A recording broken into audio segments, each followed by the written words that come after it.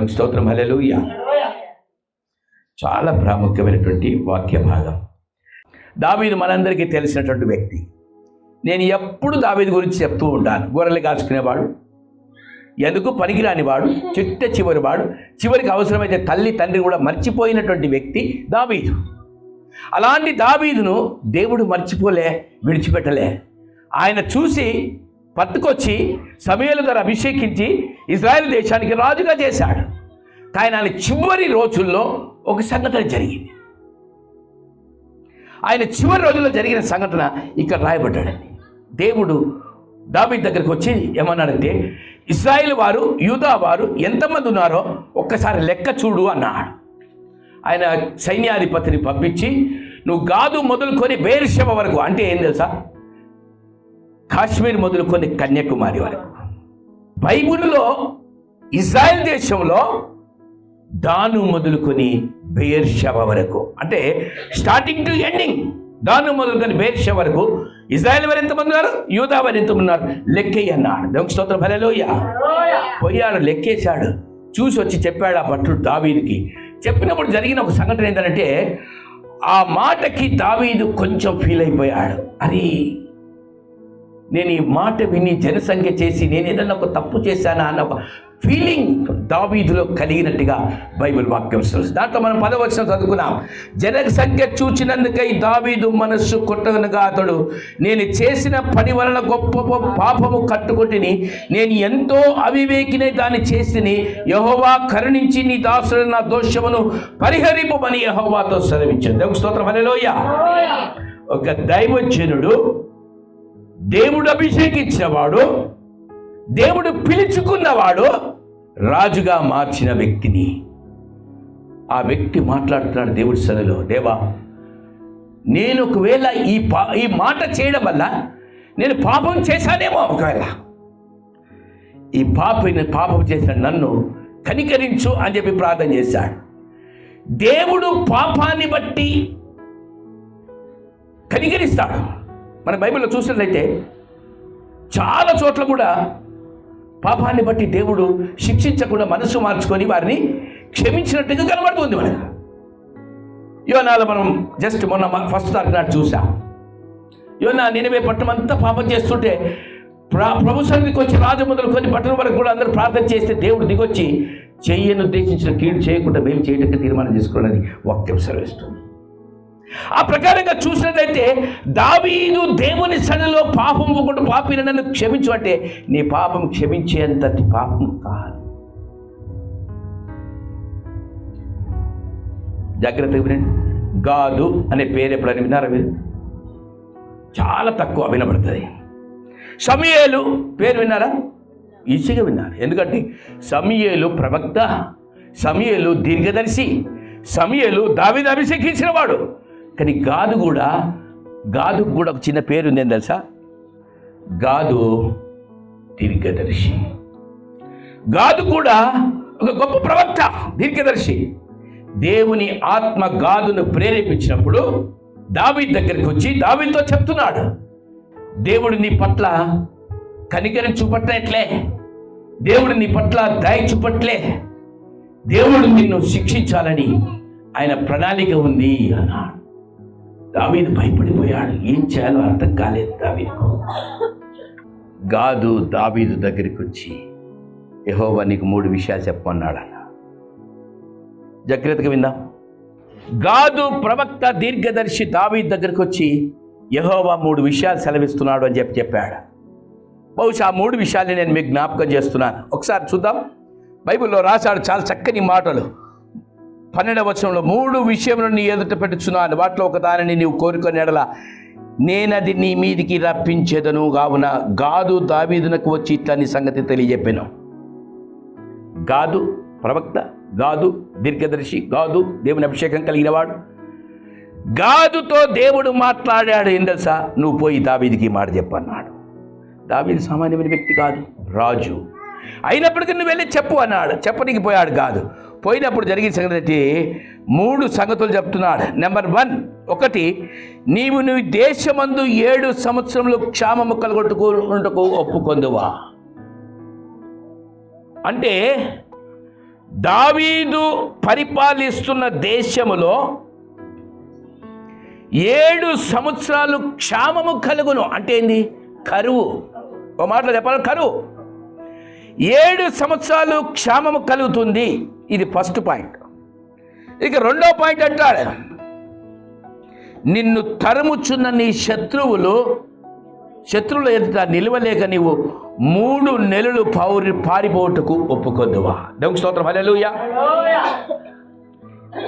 ఆ రోజుల్లో ఇజ్రాయెల్ దేశంలో తెల్లారి లేస్తే యుద్ధం, సాయంత్రం అయిందంటే యుద్ధం, ప్రతిరోజు యుద్ధం, శత్రు సైన్యాలతో యుద్ధం. కానీ ఇక్కడ స్పష్టంగా చెప్తున్నాడు ఏంటంటే, దావీదు నేను నీకు తోడుగా ఉన్నాను, ఉన్నన్ని నాళ్ళు నువ్వు ఎవరితో యుద్ధం చేసినా గెలుస్తూ ఉన్నావు. కానీ ఇప్పుడు ఏం జరగబోతుంది తెలుసా? 3 నెలలు నువ్వు ఎవరితో యుద్ధం చేసినా ఓడిపోతావు. 3 నెలలు నీ శత్రువులు నిన్ను తరుముతారు. ఇష్టమేనా నీకు? 7 సంవత్సరాలు కరువు, 3 నెలలు నీ శత్రువులు తరుముతారు. ఇక 3వ పాయింట్ చెప్తున్నాడు, చాలా చక్కని పాయింట్. ఆ దేశమందు 3 దినములు తెగులు రేగుటకు ఒప్పుకొందువా. అంటే ఎంటైర్ దేశంలో దాను మొదలుకొని బెయేర్షెబ వరకు 3 రోజులు తెగులు వస్తే నువ్వు ఒప్పుకుంటావా? మీరు ఆలోచన చేయండి. ఈ 3 మనం ఏది ఒప్పుకుందాం? 7 సంవత్సరాలు కరువు కావాలా? 3 నెలలు మన శత్రువులు మనల్ని తరమన్నట్టుగా దేవుడు చేస్తానంటే ఒప్పుకుందామా? లేకుంటే 3 రోజులు తెగులు వస్తే తట్టుకుందామా? బహుశా నేను అనుకుంటున్నాను, మీరు ఎప్పుడు ఈ మాటలు వినలేదేమో, ఎప్పుడు ఈ వాక్యాన్ని విన్నారో లేదో నాకు తెలియదు. నేను కూడా ఫస్ట్ టైం చెప్తున్నాను. పిల్లారా, నాకు దేవుడు ప్రేరేపించాడు కాబట్టి ఈ మాటలు చెప్తున్నాను. 7 సంవత్సరాలు భూమి మీద కరువు అంటే ఆకాశం వర్షం ఇయ్యదు, భూమి పంట లేదు, మనుషులకు కరువు వస్తుంది, తినడానికి చాలా కష్టం, ఇబ్బందికరమైన పరిస్థితులు వస్తాయి. మీకు ఒక మాట చెప్పాలంటే, ఏలియా ఒకసారి సారెపతు వెరవడానికి వచ్చి ప్రార్థన చేసి ఇచ్చేసినప్పుడు ఏలియా ఏం చేశాడంటే, ప్రార్థన చేస్తే 3.5 సంవత్సరాలు ఆకాశం వర్షము ఇవ్వలేదట, పడలేదట. మరలా ఏలియా ప్రార్థన చేయగా ఆకాశము వర్షం ఇచ్చిన, భూమి ఫలం ఇచ్చును. దేవునికి స్తోత్రం, హల్లెలూయా. అంటే 3.5 సంవత్సరాలు కరువు వచ్చింది. కానీ ఇక్కడ ఎంటాడు దేవుడు, 7 సంవత్సరాలు కరువు. నీకు ఇష్టమేనా? దావీదు మనసు లేదు. ఆ 7 సంవత్సరాలు బతుకుతోడలే కూడా లేదు, చివరి రోజుల్లో ఉన్నాడు. అయిపోయింది. దేవుడు అన్నాడు, 3 నెలలు నీ శత్రువులు నేను తరుముతారు అన్నాడు. దేవునికి స్తోత్రం, హల్లెలూయా. 3 నెలలు నీ శత్రువులు నిన్ను తరిమితే, అంటే నీకు పడని వారెవరైనా ఉండి నిన్ను అవమానిస్తే ఈ 3 నెలలు తట్టుకుంటావా? పారిపోతావా? దావీదును అనుకున్నాను. ఫైనల్గా దావీదు దగ్గరికి గాదు 3వ మాట చెప్పాడు, నస్సా 3 రోజులు నీకు తెగులు వస్తుంది. దాని కింద దావీదు ఏమన్నాడు తెలుసా? అసలు ఆయనకు మనస్సు ఒప్పట్లేదట, ఏం చెప్పాలనో అర్థం కావట్లేదు. బైబిల్ రాశాడు, యోచన చేసి నన్ను పంపిన వానికి నేను ఇవ్వవలసిన ఉత్తరము నిశ్చయించి తెలియజెప్పాను. అందుకు దావీదు, నాకేమీ తోచకున్నది. అంటే ఏంది? నా మైండ్ బ్లాంక్ అయిపోయింది, నేను ఏం చెప్పాలనో అర్థం కావట్లే. 7 సంవత్సరాలు కరువు ఒప్పుకోవాలా? 3 నెలలు నా శత్రువులను తరుముతుంటే నేను రాజునయ్యండి ఇంత యుద్ధాలు చేసి ఇంతమందిని చంపినటువంటి నాకు నన్ను తరుముతుంటే నేను తట్టుకోవాలా? లేకుంటే 3 రోజులు తెగులు నా దేశం మీదకి వస్తే నేను ఒప్పుకోవాలా? చివరికి దావీదు చివరిది అనుకున్నాడు, తెగులు వస్తే రాని. ఏం జరిగిందో తెలుసా? దేవుడు తెగులను పంపించాడు. దేవునికి స్తోత్రం, హల్లెలూయా. దేవుని దూత దిగి వచ్చింది. దేశమంతా గాదు మొదలుకొని బెయేర్షెబ వరకు కూడా దేవుని దూత మనుషుల్ని మొత్తడం ఆరంభించింది. మోషే, యెహోషువ ఐగుప్తు దేశం వెళ్ళినప్పుడు ఫరో రాజు ఎదుట ఎన్ని భయంకరమైన తెగుళ్ళు వచ్చాయండి. భయంకరమైన తెగుళ్ళు. చివరి తెగులు ఏం తెలుసా? సంహార దూత వచ్చి ప్రతి ఇంటిని టచ్ చేస్తుంది. ఏ ఇంటిని టచ్ చేసినప్పుడు, ఏ ఇంటి ద్వారంపై గొర్రెపిల్ల రక్తము ప్రోక్షించబడి ఉంటుందో ఆ ఇంట్లోనికి దూత ప్రవేశించదు. ఆ ఇంటిలో మరణం సంభవించదు. ఆ ఇంటిని సంహార దూత దాటిపోతుంది. బైబిల్లో రాశాడు నిర్గమకాండంలో, ఇశ్రాయేలు దేశంలో ప్రతి ఇంటిలో ఒక శవం, ప్రతి ఇంటిలో ఒక వ్యక్తి చనిపోయాడు.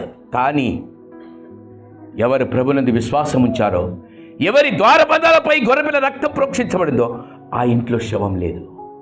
దేవునికి స్తోత్రం, హల్లెలూయా. గట్టిగా చప్పట్లు కొడుతుంది. మన తెగులు రప్పిస్తాన్నాడు దేవుడు. ప్రియులారా, దావీదు దాన్ని ఒప్పుకున్నాడు. ఫస్ట్ డే, ఎన్ని రోజులు దేవుడు చెప్పింది తెగులు? 3 రోజులు. ఫస్ట్ డే దాను మొదలుకొని బెయేర్షెబ వరకు సంహార దూత సంచరిస్తుంది, ప్రతి చోట్ల సంచరిస్తుంది. ఏం జరిగింది తెలుసా? బైబిల్లో రాశాడండి. అయితే దూత యెరూషలేము పైన హస్తము చాపి నాశనం చేయనప్పుడు యెహోవా కీడును గుర్చి సంతాపడి, దానికి ముందు వచ్చినాం అనుకుంటా,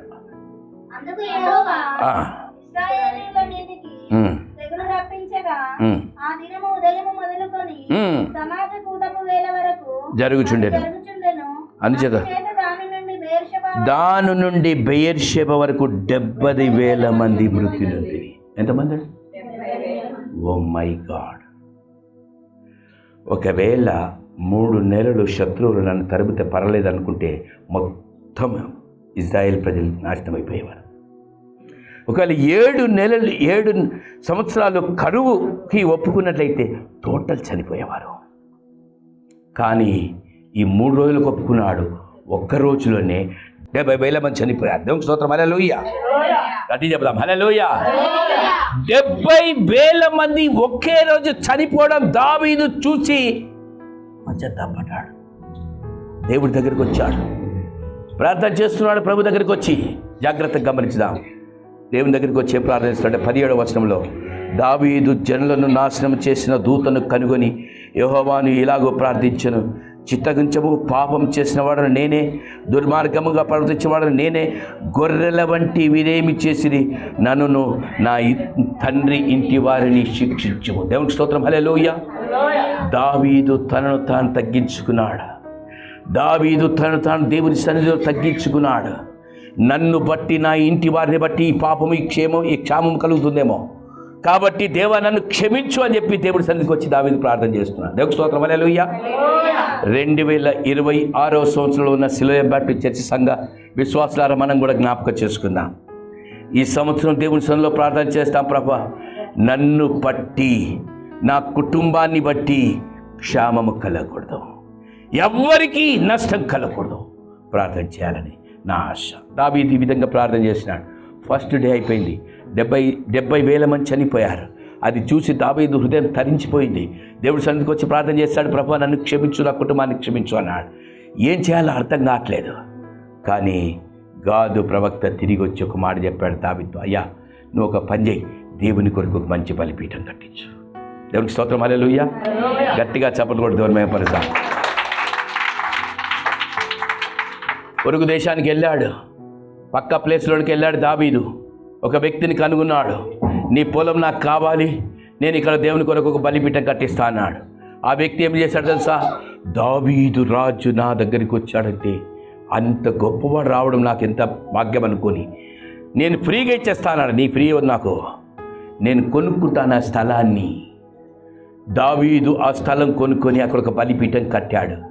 బలిపీఠం కట్టడం వల్ల, బలిపీఠం కట్టి దేవునికి స్తుతియాగం చేయడం వల్ల జరిగిన సంగతి ఏంటి? మిగతా 2 రోజులు సంహార దూతకు దేవుడు ఆజ్ఞాపించాడు. ఏం తెలుసా? ఒక్క మనిషి కూడా చనిపోదు. చప్పలు కొట్టి దేవుని మహిమపడతా. దేవుని స్తోత్రం, హల్లెలూయా. ప్రియులారా, దేవుడు ఒక జడ్జిమెంట్ ఇచ్చేవాడు. మన దేవుడు జడ్జిమెంట్ ఇచ్చేవాడు, తీర్పు చెప్పేవాడు మన దేవుడు. నేను ఒక మాట జ్ఞాపకం చేస్తున్నాను. దావీదు దేవుని కొరకు బలిపీఠం కట్టి బలిపీఠం మీద స్తుతియాగం చేసినప్పుడు దేవుడు దిగొచ్చాడు.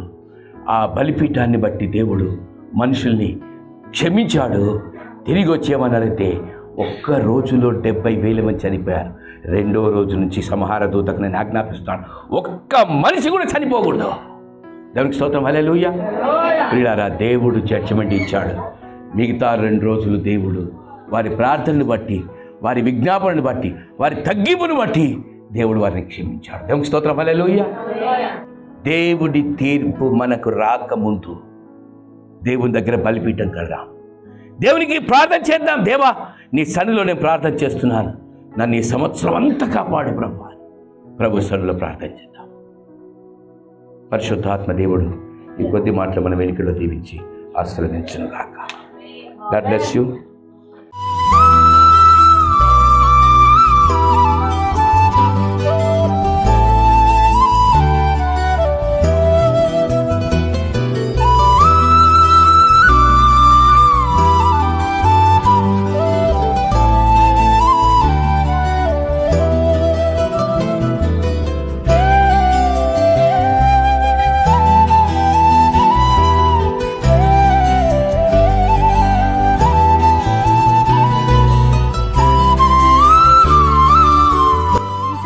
నచ్చినట్లయితే లైక్, షేర్, సబ్స్క్రైబ్ చేసుకోండి.